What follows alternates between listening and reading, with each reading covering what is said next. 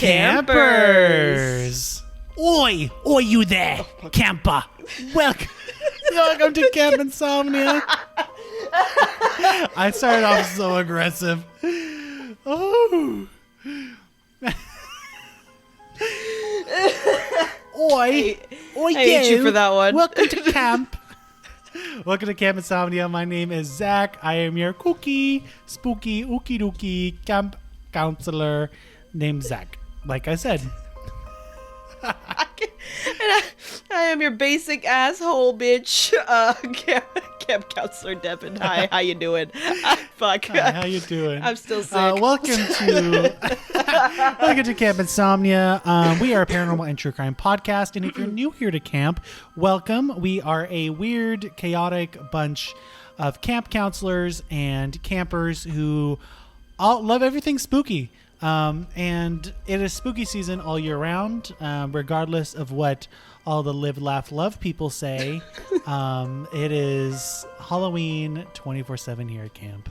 I mean, I dig it. Why not? Why the fuck not? It's Exactly. It's one of the funnest times of the year. Exactly. Live, laugh, love needs to die. So We just lost like a couple listeners. yeah, I know the live, laugh, love girls who love true crime are like, well, fuck. I thought I liked you guys. Just have tasteful live, laugh, love. You know what I mean? Okay, like I feel make that. it like look spooky. Oh my god, if a camper can make a live, laugh, love drawing, but make it spooky without any calligraphy, like be really creative about it. Like, I'll like get you something. I don't know. I'll give you a gift of. I'll draw you something, I guess. I don't know. Okay. What are you looking for exactly? Like okay, a live, laugh, love, right? Yeah. But not in calligraphy, Yeah. not on like wood, but like make it look scary. Make live, laugh, love look terrifying. Okay, so how about we do a little judging thing on it? Y'all better make submissions. I want to make this a thing. Yeah. So if anybody can, that'd be really cool. Mm-hmm. We just want to see antagonists in it. DM it to us. I'm like dead ass serious. Yeah, it's legit. Do it. We'll figure it out. Even if you listen to this episode like a month or 3 months later, still fucking do it. Send it to me, please. I dig it. We'll figure something out. I dig it. Yeah, we'll figure something out. Anyways, on with camp. I have a really cool true crime for you guys. And if you guys remember from Ed Kemper's true crime case, I told you that during his time of killing women, there was another serial killer on the loose. And there wasn't just one, there was actually another. But we're not going to speak about him. We're going to talk about Herbert Mullin. Ooh. And he is a serial killer. He's a great topic of discussion, and we'll get into that after the case is over. Mm-hmm. But without further ado, oi, you little whippersnappers, let's gather around the campfire. I just lost all of our British listeners. Oh my god. All of our London, all of our anybody from across the pond said this fucking American literally really just did that. Yup. Even the ghost inside your apartment said it too. The one that doesn't want to fuck with you because you're American. Exactly. Yeah, they're like, ooh, that's a choice. But yes, let's gather around the campfire as we are, and let's crack into this case. Are you ready? No, because I haven't settled into the campfire either. So what the fuck? Well, you didn't fucking interrupt my London ass. So excuse me. Let me go ahead and cuddle and go ahead and grab a fucking blanket so I can get goddamn comfortable first. Shit. Let me give you a tip too on top of it. Yeah, give you a tip. What's the tip? Let me see. Give me the tip. Ooh. Give me the tip, Dolores. Let me give you the Give me the tip, Devon. Let me give you the tip. Hold on. Let me Oh get my there. God. Let me get there. All right. Shit. Tip for camp. Hold on. Let me get these kids a fucking tip. Not that kind of tip. I'm done with that. Oh my goodness. Woo. I'm trying to think. Oh, okay. So we're on another murder case. Got it.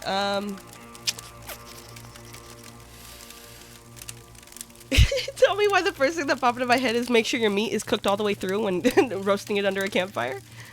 Ew. I mean, no one wants salmonella or like parasites in their body. So yes, that is a good one. I don't know if it pertains to this, but it's still a good one. Fine. I still don't have context, so it's fine. No, it's fine. Yeah, I don't want you to have context because I want this to be a surprise. So legit tip then. Yeah, legit tip. So disclaimer to everybody that is listening. This case does contain violent, murderous acts that are very explicit. And we do talk about mental disorders, and that may be triggering to some. So if you are triggered by schizophrenia or of the like, or various forms of schizophrenia, I suggest you don't listen. So listener discretion is advised. All right? All right. So Herbert Mullin, who is this fella? Well, he was born on April 18th of 1947, a date which will hold great significance to him later. Oh, okay. Interesting. April 18th was the anniversary of the 1906 San Francisco earthquake. It was also the anniversary of Albert Einstein's death. Both of these events would hold great significance to Herbert Mullin in his later life. Oh, that's weird. I don't like that already. Yeah. So as a child, Herbert Mullin was described as a bright and gentle-natured little boy.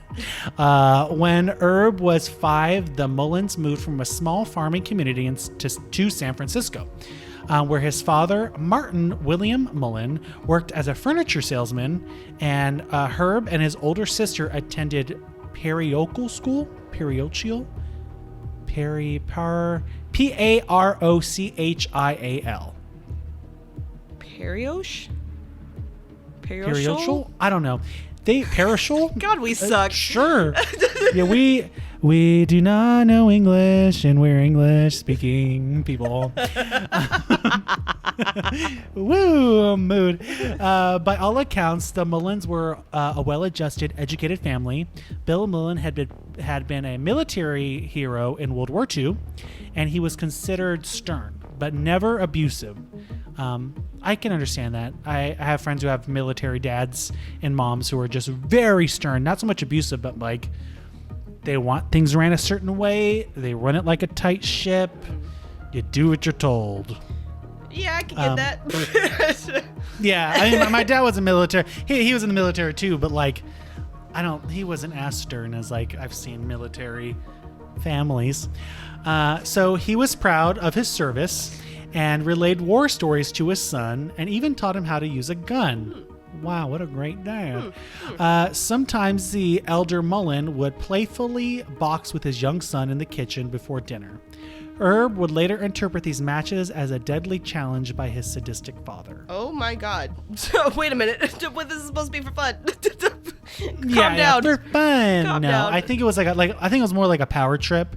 Like, oh, come on, son. Come on, let's box. Let's fight. Yeah, you can kick my ass, right? Let's see. That kind of thing. And of course, he's not going to kick his dad's ass. So, I don't like that. So according to the adult Herb, his entire childhood was destroyed by a conspiracy led by his parents. Okay. He saw his parents as killjoy reincarnationalists who believed that spoiling the enjoyment of others, they improve their birth position in the next life. Wait. Say that one more time. So, he saw his parents as killjoy reincarnationalists who believed that spoiling the enjoyment of others, they improve their birth position in the next life. That's a lot. Interesting. Okay. Yeah, that's sad. So Herb later testified that he believed his father threatened to kill anyone who would play with Herb, and even went door to door asking that everyone ignore his son. Even the communion services were diabolical. And then this is what he says in quote, Herb. When I was in the 2nd grade, they told me that Jesus Christ, the person that actually lives in the Holy Eucharist, is a lie, designed to induce nativity? No. Nativity? Naivety? What? Naivety?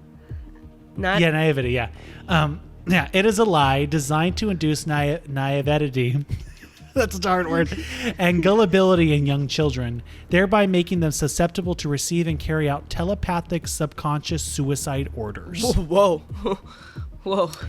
Yeah. So his parents really messed up his head at this point. Yeah, they really drove in some crazy concepts.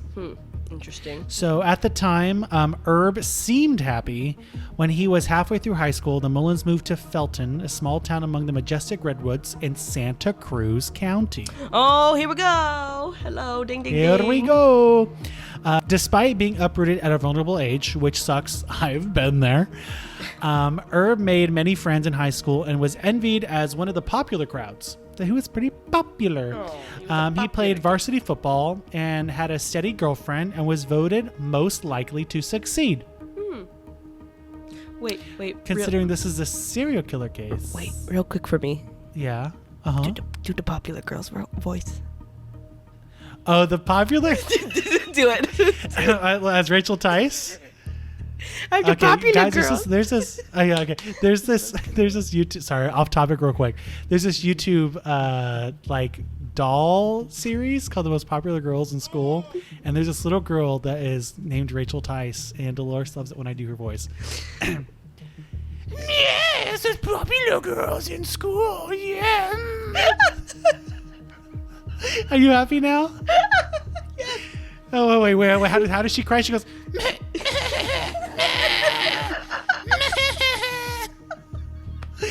Oh God! I can make that'll cheer up Dolores in any situation. We literally will. I think it just cured my sickness. You might have just cured cancer. I don't know. Woo. Anyway, God. he was part of the popular crowd. He played varsity football, had a steady girlfriend, and was voted most likely to succeed, probably in murder. Fuck. So, just saying, that's what this case is all about. So after graduating in 1965, Herb went to Cabrillo College and studied engineering, which we both know where that's at. He considered joining the army. Everything was going great. But then paranoid schizophrenia changed all of that. Oh, shit. In the blink of an eye, and the ever-so-loving nature of his crazy parents dwindled. So what triggered Herb's deteriorating sanity was the death of his best friend. His best friend, Dean Richardson, who was killed in a car accident that summer after high school graduation. Now, Herb was like devastated, and he fell into a really weird and like morbid state of mourning. He would start building shrines in his room to Dean, where he spent hours alone. Yeah, I mean, it's like if Devon, if you were to die, I've really missed you, and like, oh my God, like I'd mourn the hell out of you, but I'm not gonna make a fucking whole shrine in my room of you, and then like sleep in that shrine. That's a little much. I think you as a ghost would be like, "Ooh, girl, I don't know if you're my brother anymore. This is kind of low-key freaking me the fuck out. I was gonna haunt you for a minute, but I think you want that. So, Oh, you know what? and I think you want that in the wrong way. I have to agree though, because I know I would miss the fuck out of you. I think I would hella mourn, but I don't think I want to be making shrines and shit. That's too much. That's a lot of work. I don't got time for that shit. That was a lot of work. I gotta print off a lot of pictures of your ass. My poor printer gonna run out of ink. We're horrible. So I know we're horrible making fun of this poor guy who has who's lost it. You know, I can feel for him with him losing his best friend though, because that's pretty fucked. Yeah, well, he lost his best friend. Then too, he is now suffering through this paranoid schizophrenia. So this is probably triggering it and making things worse for him mentally. Yeah.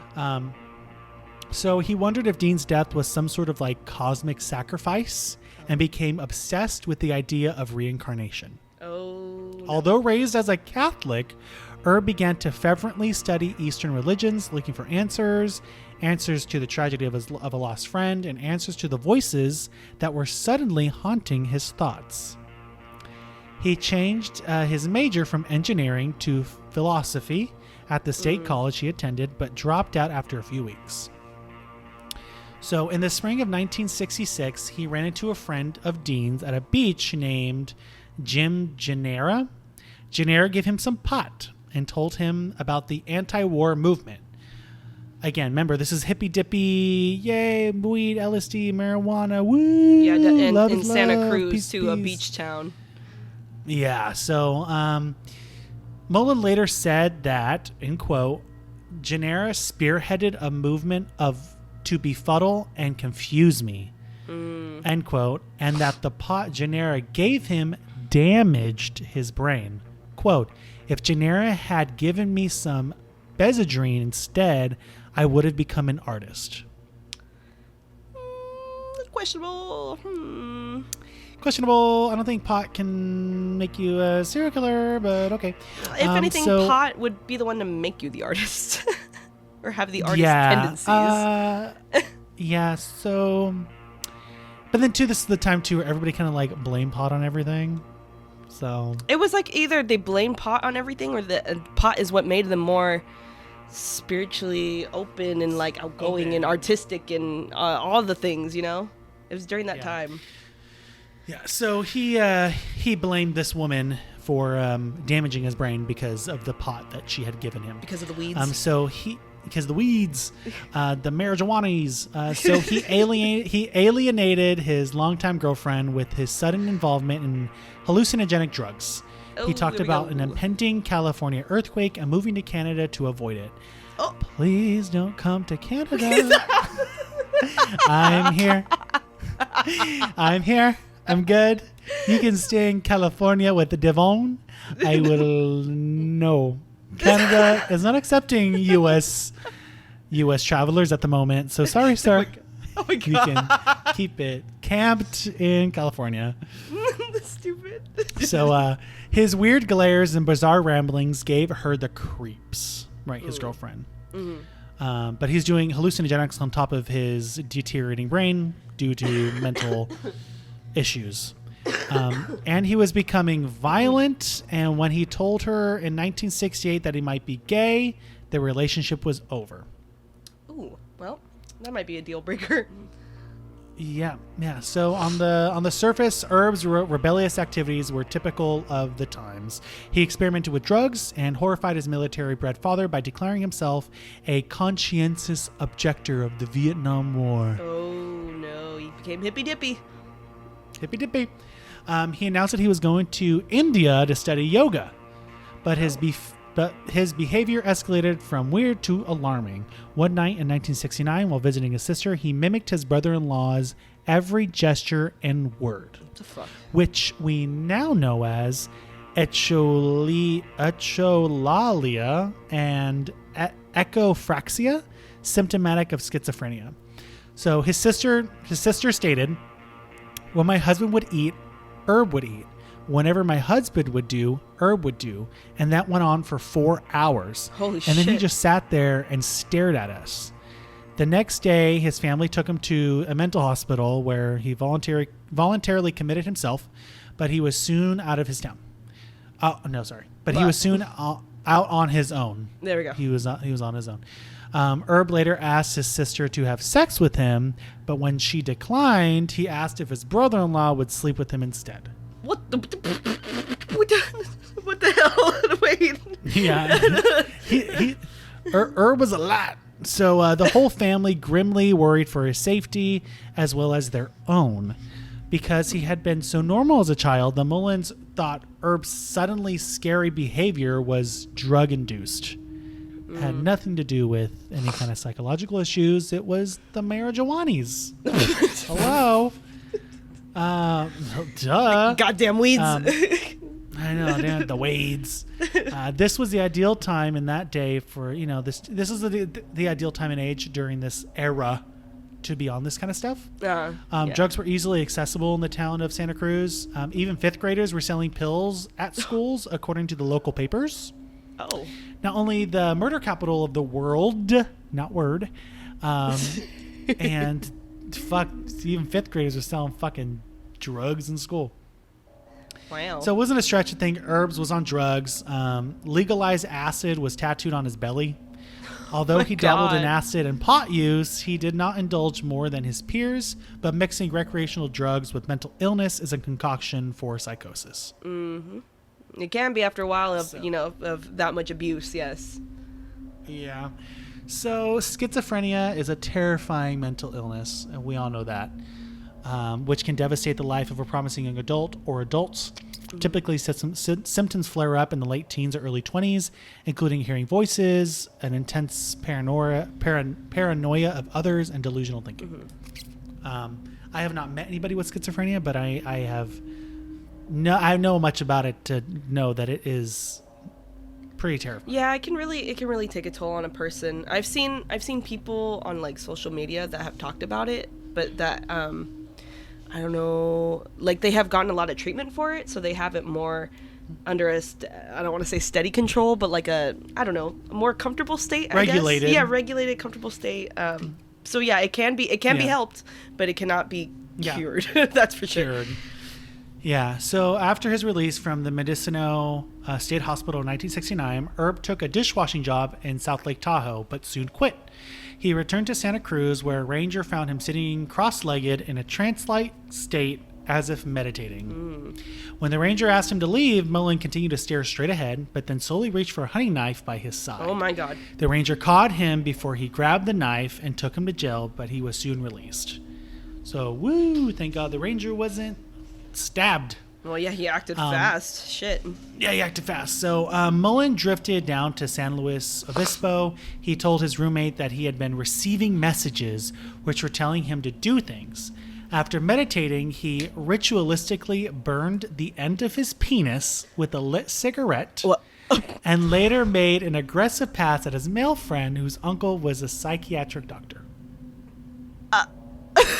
What the fuck? Yeah, the minute I said end of his penis, Dolores went, Devon went, what? Devon said, excuse me? Devon perked up real fast. Ooh. That shit ain't no candle. Can't be burning that shit. That's not an ashtray. Herb.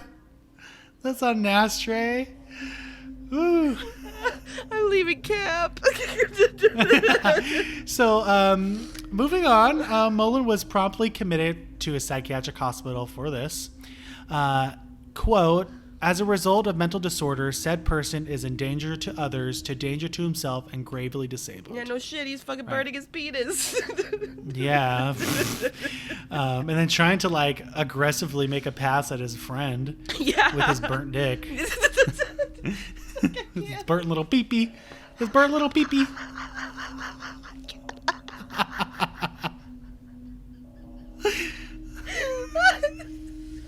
I'm done. Oh, okay. I shouldn't be laughing at all this shit. I know. We shouldn't be laughing, but we gotta make fun. We gotta like find the fun in this because it gets real dark real soon. Okay, good. So, in 1970, okay, good. I mean, like, I'm not getting this out now. Okay. So in 1970, he met an older woman and flew to Hawaii with her. But within days, he was back in the psychiatric ward. Oh. He preached yoga, nonviolence, and left the premises to look for a job while wearing his hospital gown. Oh, yeah. no. When his parents paid for his flight home, he scared them so much with his psychotic rants that they pulled off the road to call the police. Oh my God. That's a lot. Yeah. I mean, that's a lot. And again, they're thinking that it's just drugs. It's clearly not. At this point, no. No. Herb was released and returned to Santa Cruz. His sanity continued to deteriorate and his behavior grew increasingly erratic. He blazed through fads as if trying to secure an identity and a peace of mind. He shaved his head, went on a serious diet, rapidly dropped weight. Later, he wore a big black sombrero and faked a Mexican accent and then became a boxer. This dude's off his fucking rocker. Oh my God. He really is. And he has Hey, let's fight. Come on, cabrón, let's go. Vamos. Like, imagine. I can say that, y'all, because I'm Mexican. And so can Devon. Campinsomnia's going to be canceled. Woo. Oh, that was great. Yeah. Oh my God. Yeah, he's going through a lot right now. Yeah, no kidding. Herb is really... He hasn't even killed anyone yet. He's barely picked up a knife. No, I know. He's letting his brain melt before he kills anybody. Yeah, no kidding. This poor dude, though. I kind of feel for him in a sense because this is out of his control. Yeah, it really is, and he's not getting help. Like, they sent him to a psychiatrist or a psychiatric hospital to get help, but it's not really helping. Continuing, although he preached anti-violence, he smashed a hatchet against a fireplace when an Asian woman ignored his suggestion that they have a biracial child together. No comment. Yeah. He demanded that the judge legalize LSD and marijuana, and he later despised hippies and flower children. You were a hippie and a flower child, practically. He was. That was just a fad, though. It was just a phase. He's not that anymore. Oh, no. So how dare they? So after becoming a conscientious objector, he did try to join the Marines at some point. Okay. Also, Herb got questioned a lot about his sexuality. Herb would say he wasn't just bisexual. As he insisted, he was bi everything. Biopolitical, bi-spiritual, bi-cultural, biracial. Don't get it, but Herb. That's just going to be the hashtag Herb Mood. for this episode. Herb knew there was something wrong. He obsessed over his life trying to figure out what went wrong and who sabotaged his mind. Right? Mm-hmm. He blamed his father for being too sexually uptight and later accused him of being a mass murderer who commanded him to kill telepathically. Okay. What a statement. Yeah, that's a lot to unpack. He blamed the drugs he took for messing up his brain and targeted the drug dealers. He blamed the hippies for brainwashing him into believing a conscientious objector. He tried drug treatment centers. He tried outpatient clinics for the mentally ill, but didn't stick with anything. He later even tried Bible study meetings, but made everyone uneasy when he declared, "Satan gets into people and makes them do things they don't want to." Oh my God. Like, okay, Herb, haha, we're on Genesis 1, where God created the earth and the stars in the sky. Don't know what that has to do with anything, Herb, but thanks for your tidbit on that. Yeah. Fucking dumb. You can sit back down, Herb. Stop foaming. Stop foaming at the mouth. It's good. We're all good. That picture I just showed you. Yeah, I know, the picture was wild. So October morning, Friday the 13th. Woo. Oh no. Herbert Mullin found a baseball bat in the garage and went for a drive. Oh. I don't even know how the hell does Fool have a car? Yeah, I know. Seriously. Who gave him a car? Earlier in the week, he claimed that his father had been sending him telepathic messages to kill. He says, and I quote, "If I didn't kill, it would bring shame to my family by showing cowardice. It was kill or get out." What the fuck? What does get out mean? Like kill yourself? I don't fucking know.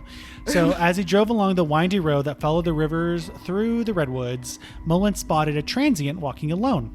After he passed him, he pulled over, popped the hood on his 58 Chevy station wagon, and pretended to have car trouble. Oh no. When the homeless man, Lawrence White, stopped to take a look at the engine, Mullin bashed his head in with a baseball bat. Oh my God. Then he pushed the lifeless body down the side of the road and drove off. Oh my God. He literally just beat the shit out of him and fucking ditched him out. Yep. So due to Lawrence White being a transient, he was a blank. Barely mentioned in the papers when his battered body was discovered days later. No family came to his funeral. No one rushed to find his killer because he was a random homeless man that didn't have any family or friends. Oh, is that what transient means? Transient, yeah, transient, or like a hitchhiker. Just another word for that. Oh, okay, got it. I didn't know what that meant. Someone who's always like, or like a, what is it? A vagabond is another one who just they're always traveling. Oh, okay. It's just like a. Yeah. Okay, got it. Yeah. So that's unfortunate. And then it's sad as two, shit. probably police were like, "Oh no, thank God, no one less homeless man on the street." That's sad. Yeah. Yeah. So Mullin later claimed that White looked like Jonah from the Bible, and that this man sent him a telepathic message saying, "Hey man, pick me up and throw me over the boat. Kill me so that the others will be saved."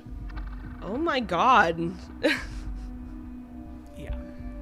Schizophrenia. Shit. So Mary Guilfoyle was running late for a job interview, so she did what many young women in Santa Cruz did despite the warnings. She hitched a ride. Although she was fortunate that Edmund Kemper wasn't making the rounds that day on his main thoroughfare near Cabrillo Community College, Literally. just a few blocks from his duplex home, she underestimated the driver of this 58 Chevy station wagon that pulled up alongside her. No doubt that the 24-year-old Guilfoyle had heard the cautionary tales about women last seen hitchhiking who were missing or raped or found decapitated or found in pieces and put in a plastic bag and chalked off a mountain and into a ravine. But the doe-eyed young man behind the wheel didn't look like a crazy person. Oh, really? Or a serial killer. So she said he was handsome, soft-spoken, and not much bigger than her, which if you see pictures of him, the ones that aren't crazy, he's a pretty handsome guy. He's pretty average, right? So with Guilfoyle relaxing in the car, Mullin pulled off to a quiet side street, yanked out a hunting knife, and stabbed her in the chest, and then stabbed her in the back. Guilfoyle instantly died, but she would not be found for months. Oh my God. Yeah. After dragging her body into a deserted area off the hillside road, Mullin opened Guilfoyle up and unraveled her organs. Mullin thought he could see the inside people's heads. But now he wanted to see what was inside their bodies. Whatever it was he saw, it was enough to dissuade him from recommitting this grotesque and morbid autopsy ever again. He grossed himself out. He's like, wow, I saw their insides and this is it's kind of gross. I'm not gonna do that one again. I'm sorry, girl. Oh my God. My parents said always try it once, and if you don't like it, you don't have to try it again. I'm done.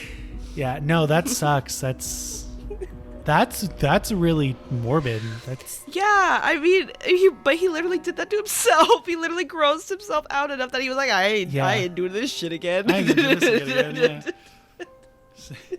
So on November 2nd, All Souls Day, one of the holiest days of Catholic celebrations, Mullin stumbled into a church in Los Gatos. If you guys don't know what that means, it means the cats in Spanish. Just over the hills from Santa Cruz. What? Los pussies in Santa Cruz? Is that better? Am I making you laugh? Yes, thank you. It touched my gay heart. I needed that. You're welcome. You're welcome, Devon. So he had been drinking and decided to go to St. Mary's Catholic Church. Quote, as he said, to give me strength to never attempt to kill again. Yeah, okay. Yeah. That's funny. So Mullin thought the church was empty,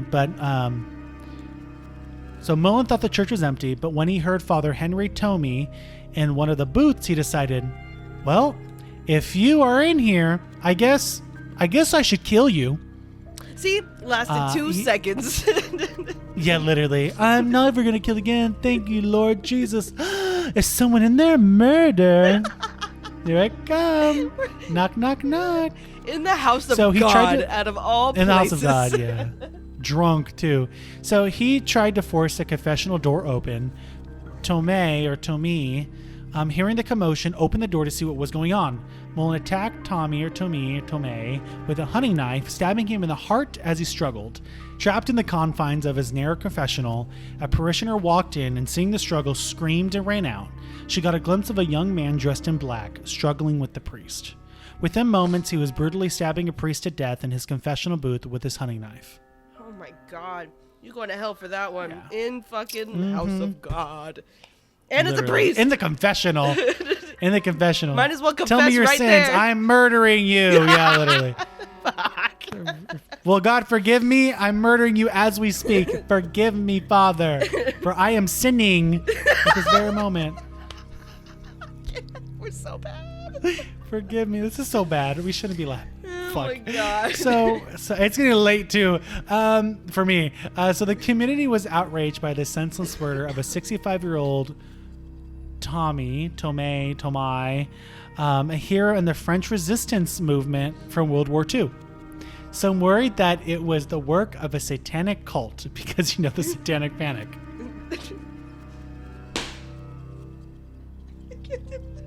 We're going to hell. We're going to hell. We're gonna fucking burn. Sorry.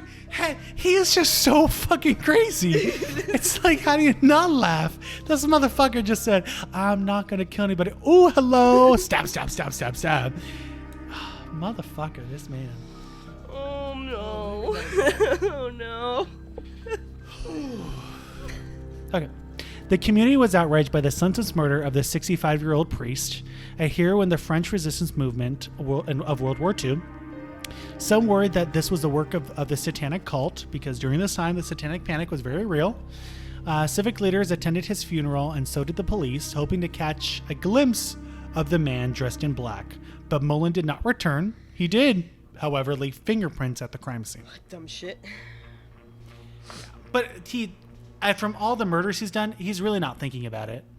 He's not as meticulous as like Edmund Kemper, where he took time to clean up the body and dispose of the head and hands in different places.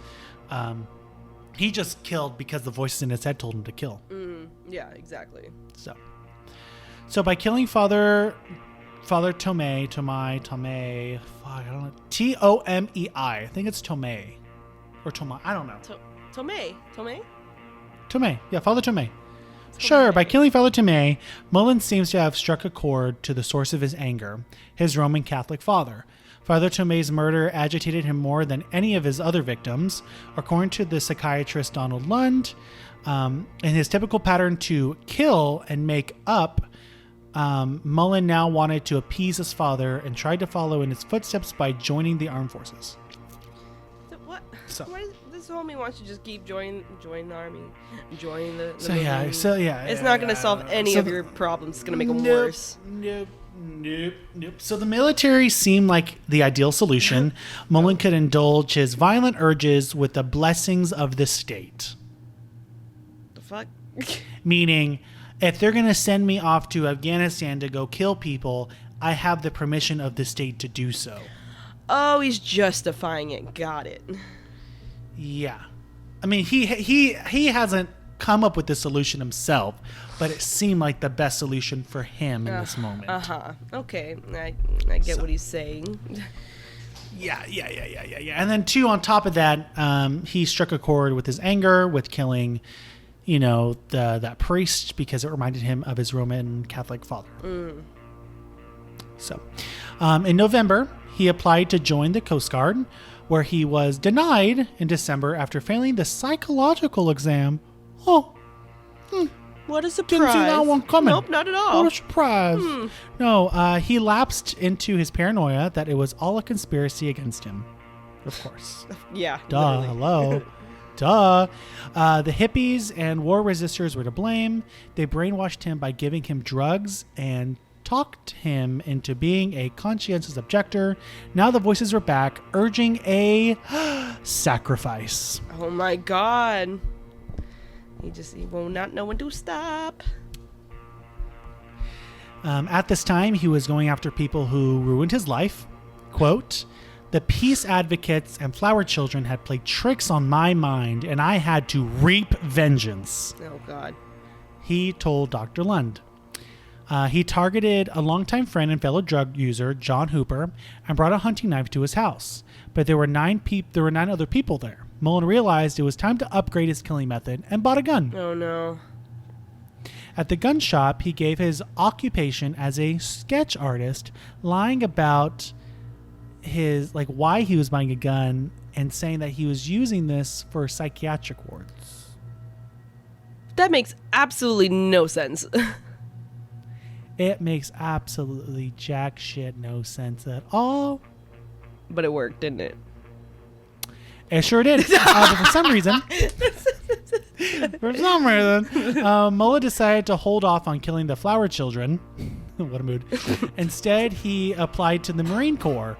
The recruiting sergeant was reluctant. He was like, "Oh, Mullin, I don't know." But after Mullin's badgering, he recommended him for the service. Oh. And he wrote this in his official report. Oh no. Herbert William Mullin is an intelligent and highly motivated young man with an ultra-zealous eagerness to enlist in the USMC.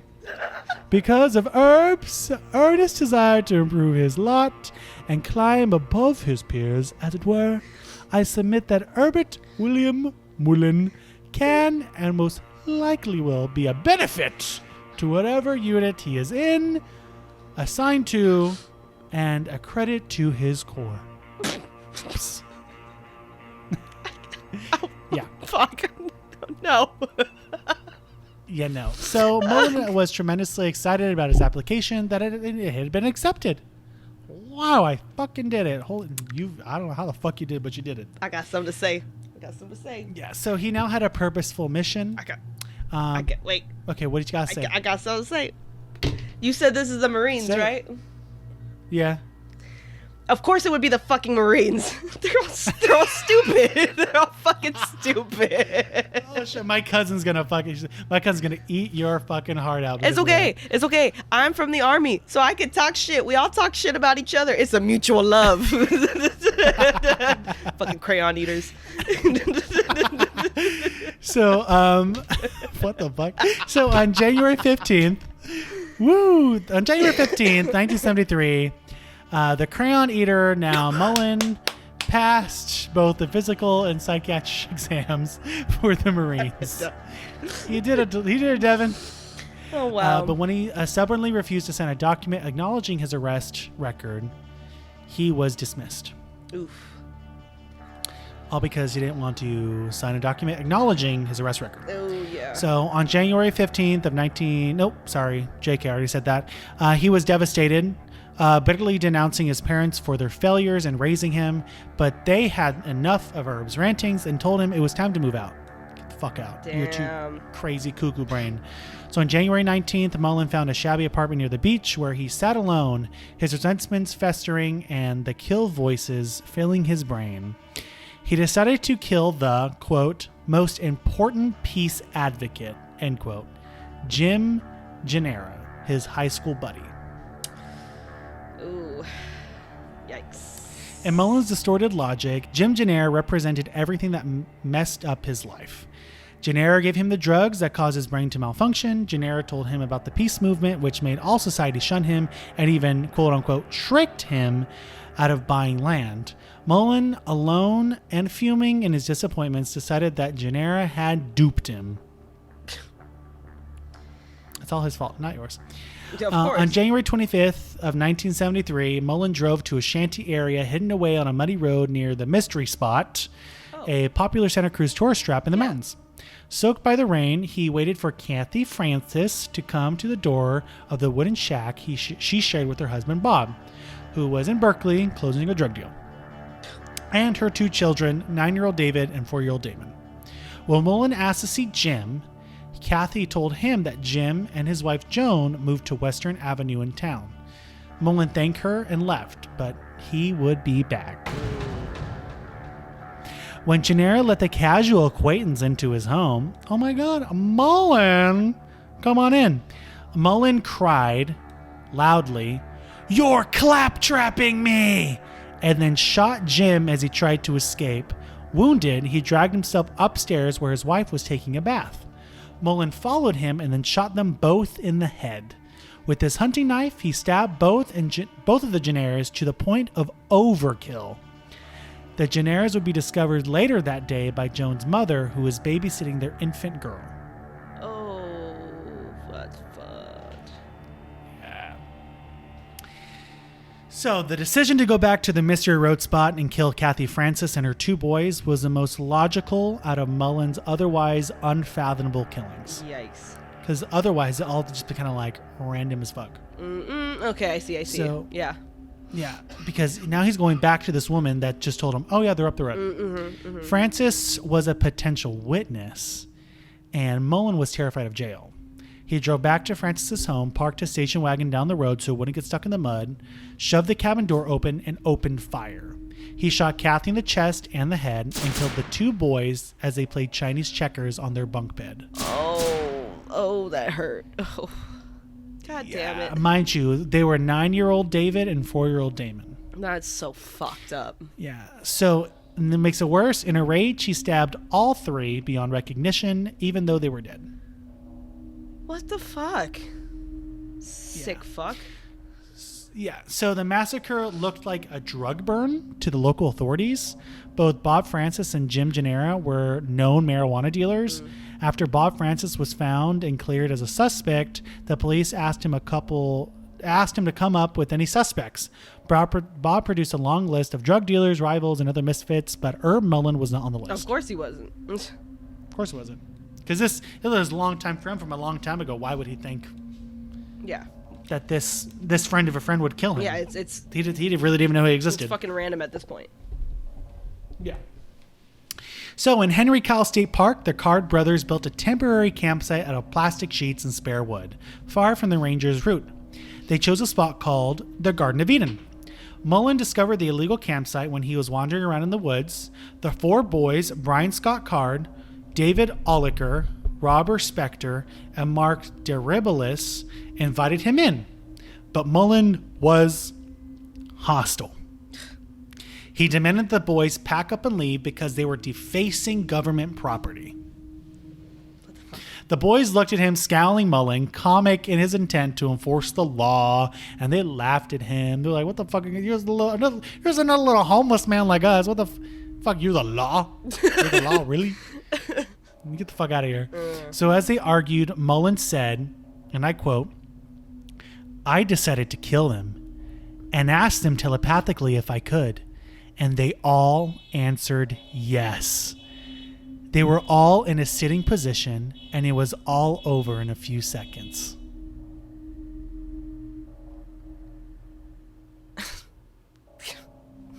My God. Yeah. Later, Mullin would say that they asked for it, and he meant that literally.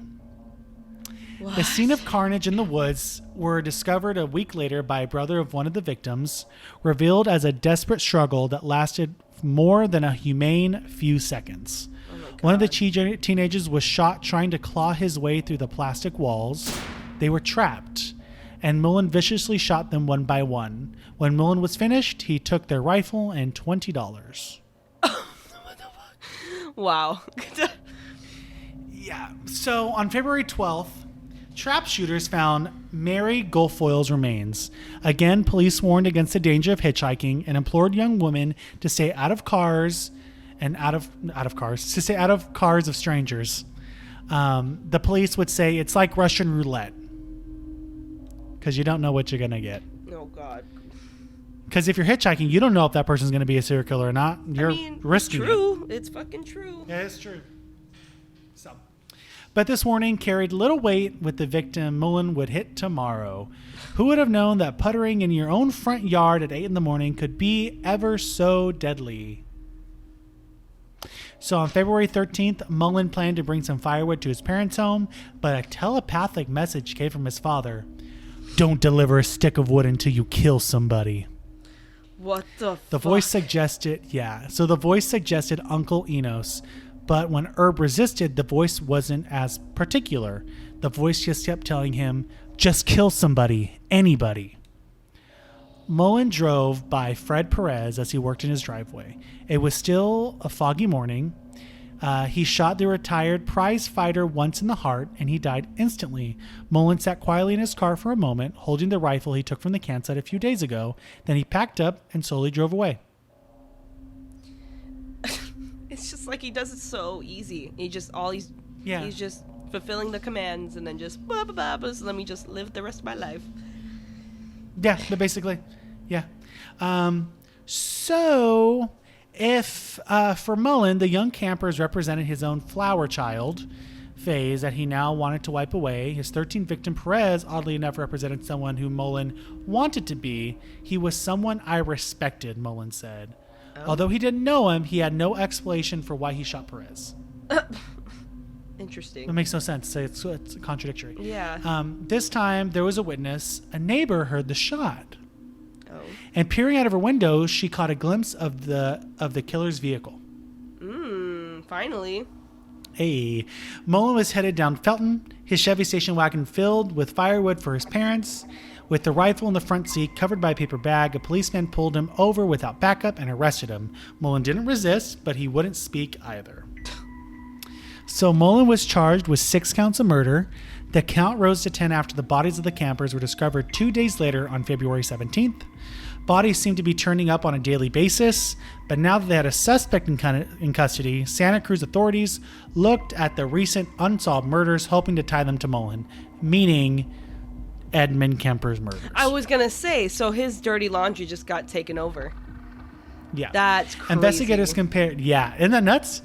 So investigators compared Mary Gofoy's skeleton with the remains of other women found. Los Gatos, or Los Pussies, authorities submitted the fingerprints found at the church where Father Tomei was stabbed to death. District Attorney Peter Chang, with some resignation, said, "We must be the murder capital of the world right now." When asked why the murder rate in Santa Cruz is so high, Chang said, "First, we've had a homicidal maniac whom we know has killed 10 people. After a reporter asked, what about the additional 5 bodies of female hitchhikers, Chang grimly responded, then we have another homicidal maniac." Wow. Meaning Edmund Kemper. That was... So there's 2. That's ballsy for him to say, though, when when they didn't know at the time. Because they usually don't want people to say shit. Well, you'll see why he said this, though. Okay. Why he knows that there's 2. So as much as they would have liked to tie all the murders to Herb Mullin, there was no evidence that linked him to the murdered co-eds. The skillfulness of the decapitations of 2 women found on February 15th, the same day as Mullin's arraignment, convinced investigators that another killer was working in the area. Mullin didn't have the same skillfulness as beheading, dissecting these women, the way he did disposing them. Mm-hmm. Mullin just kind of killed them and left. Yeah. So... and then 2, when he was arrested, they found more killer, like another dead body, like the following day. Like there's no way he could have done that within a 24-hour period. Yeah. So Mullin's murders were not as anatomically precise or obsessive, which I just said. Mm-hmm. Although Mary Guilfoyle was similar to the other killer's victim profile, being a co-ed, she was not decapitated or dismembered or raped. For now, there were no links between Guilfoyle and other identified serial killer currently prowling in the area, which, as we know, like I said, is Ed Kemper. He's fucking killing people, just hasn't been caught yet. Or he hasn't called from fucking Colorado. It's like, you take I-65 and make a left fucking and I'm at a phone booth. Stupid. So stupid. Stupid. So at his hearing on March 1st, Mullin carried a 2-volume legal book and startled the court by trying to plead guilty. But the judge refused to accept a guilty plea in a case of such a magnitude, and the judge said, I won't accept that. What? Mullin replied, yeah, because they need a trial. You can't just say, like, you can say I'm guilty, but they still need a trial. Because he didn't even let his legal team allow him to plead not guilty. Got it. Okay, I see. Because they're only... He straight up walked in there in his first trial with the legal book going, I'm guilty. Got it. And okay. the judge is like, no, that's not how this works. Like, I won't accept that. Honey boo boo, we gotta talk first. I know, we gotta talk first, girl. We gotta unpack this package. Yeah. So Mullin replied, you gave me a choice and I chose. Okay. we can still literally. We still make that decision later. Just hold on a minute. Slow down. We're pretty sure you're fucking guilty as fuck. But let us do our job. Yeah, literally. I need to get paid, honey. So as Mullin took the stand, he said, this is what he said: I am chosen as a designated leader of my generation. He said this because Einstein died on his birthday. His birthday also gives me an extremely dominant position in the reincarnation. And he believed that his parents told him that they were going to give me a good time in the next life, but they couldn't this time. Wow. Yeah. Wow, that's all I gotta say. Yep. Then he also says, one man consenting to be murdered protects the millions of other human beings living in the cataclysmic earthquake tidal area. For this reason, the designated hero leader and associates have the responsibilities of getting enough people to commit suicide and or consent to be murdered every day. Herb explained to the jury. So he had a theory that if enough people committed suicide, and if he murdered enough people with the consent of them being murdered via telepathically, that earthquakes would no longer happen in California. I can't even. Yeah, so as far as his victims go, Mullin said, I never thought about them. I wasn't thinking. I didn't think. I was reacting. Yep. He claimed his victims consented to die. In fact, they were willing to die, and told him so by psychic transmissions. He says, every Homo sapien communicates by mental telepathy. Telepathy.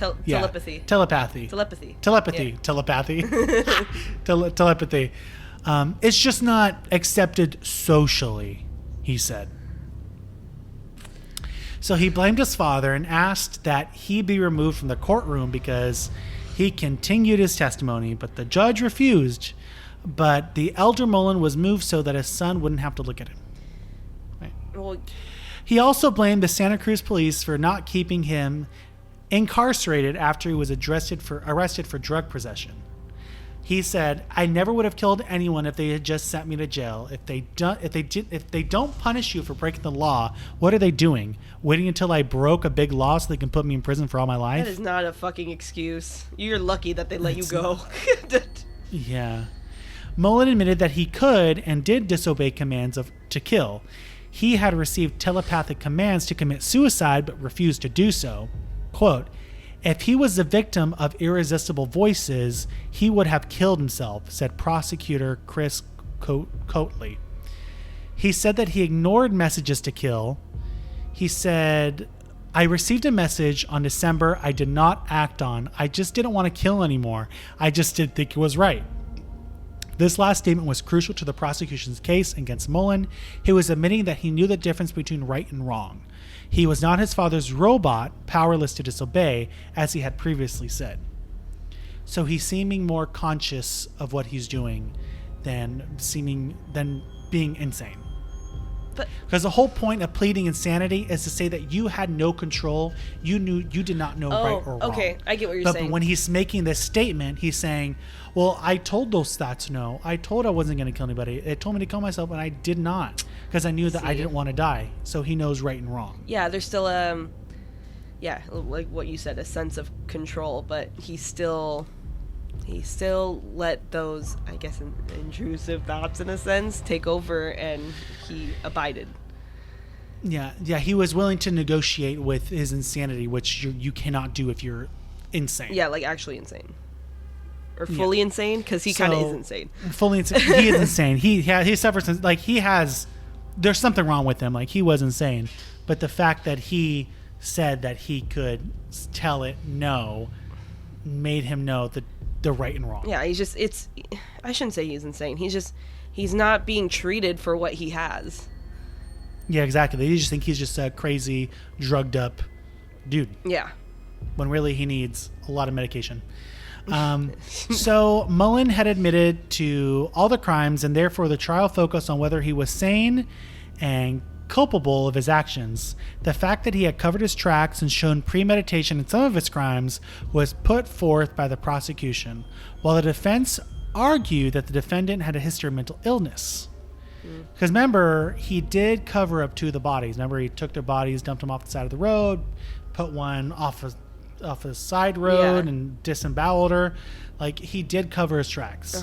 So that shows premeditation. So eventually he was charged with 10 murders. And then later he was charged with the first 3. On August 19th, the verdict was delivered. Mullin was declared guilty of first-degree murder in the case of Jim Gennara and Kathy Francis because they were premeditated. While the other 8 murders, Mullin was found guilty of second-degree murder because they were more impulsive. He was sentenced to life imprisonment and will be eligible for parole in, drum roll, 2025, when he will be 77. Just keep his ass in there. Still alive. Keep his ass in there. Yeah, he's still alive. Just keep him in there. Yeah, no, he's staying there with medication.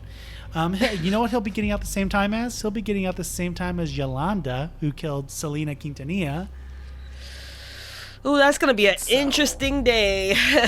That's been an interesting year. One's getting out, and one's with the possibility of parole. Yeah, and that is the serial killer, Herbert Mullin. Damn, that was. Ooh, he. That poor dude. I feel for him, and I'm like, fuck. Yeah, I mean, like, it's one of those things where normally we get like a true crime case, right? At campers, I know you know this. We'll get a true crime case, and the killer pleads insanity.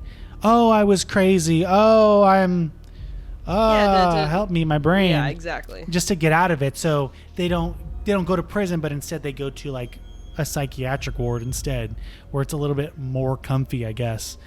And this is one of the cases where it's like, well, he truly was like had a severe mental disability and illness, being schizophrenia. Do you think he should be put in prison, or should he put in like a institute or like a hospital where he's under constant watch and high security? I would say an institute at this point, because I mean, yes, he talked about being somewhat in control of his thoughts and the impulses, but he still gave in to most of that stuff. He still acted on a lot of those thoughts and on impulse. Yeah, so he can't. It's like he can only take so much, and then he does it. So at this point, he needs to be monitored, or he needs a lot of treatment. I mean, and if it's really schizophrenia, he really needs that help. And that's one thing that I know about our prison system in the United States, is that if you are suffering from a mental illness and you are thrust into the prison system, a lot of the times they don't offer you the kind of psychological or mental help that you need, or the medication, because it is too expensive. So then you're just kind of left to your own devices. So yeah, no, it's unfortunate. So I guess though, if there's like a difference though, because there's also the places that deal with criminals, like criminal mental institutions, that can actually be a lot worse and actually almost treat it like a fucking hellhole. So it can almost be a lot worse for them, and not as quote unquote comfy. Because they just treat it like they're fucking animals. I didn't say comfy, but no, that's understandable. Yeah, I don't know. I mean, at the end of the day, he still did atrocities. Yeah. And he still murdered, and he took a lot of lives. And as kooky and as much as we poked fun at how just insane he was, he needed help. This is a true illness, and he really needed help. Yeah. And I hope, I haven't done any research and more into him, but I hope that he is at least getting some kind of medication while he is away in prison, and is somewhat stable, so he's not harming any other inmates while he is incarcerated. Yeah, medication. Because that would be unfortunate. Just professional help in general, because that's the only. Those are the only things I've heard that really help schizophrenia. Is medications, but also being able to work through those kind of episodes, and when to recognize when they are bad for you. And to make sure you're having that outlet for it to get it subsided or taken care of, because I heard that shit can get really gnarly, and to the point where you literally don't know what's reality and what's not. And it's already a scary situation too, because imagine if you're an inmate and you have to share a cell with him, or yet alone a cell block, and he's just a loose cannon. He can get a voice in his head that says kill you, and he's going to do so. And if he's not receiving the help that he is receiving, he's just going to kill more while he's in prison. It's just more contained. Yeah. So maybe just a regular institute would be the best place for him. Not so much a criminal one, but an actual institute. Institute. Yeah. So it's his case is really interesting, but it's weird how we go from Ed Kemper, who is so like methodical and altogether there as a person, compared to Herbert Mullin, where he just acted on impulse. It's crazy how different a serial killer can be. Yeah, exactly. And that's very true. And it's very interesting that you had these literally, you found these out at the same time. Yeah, because he literally picked up little Eddie Boy's dirty laundry on some of those. So that kind of sucks in a way, but yeah, that's crazy. Yeah, I mean, then Kemper got to last a little longer while killing because there was another kill in the area, and he was caught beforehand, and it was like, well, shit. Now I'm good because I think it's him. Yeah, that's fucking crazy. That's crazy. That's a crazy case. That's a crazy case. All right, campers. Well, we really hope you enjoyed that story. I am going to find a joke. Insert carnival music.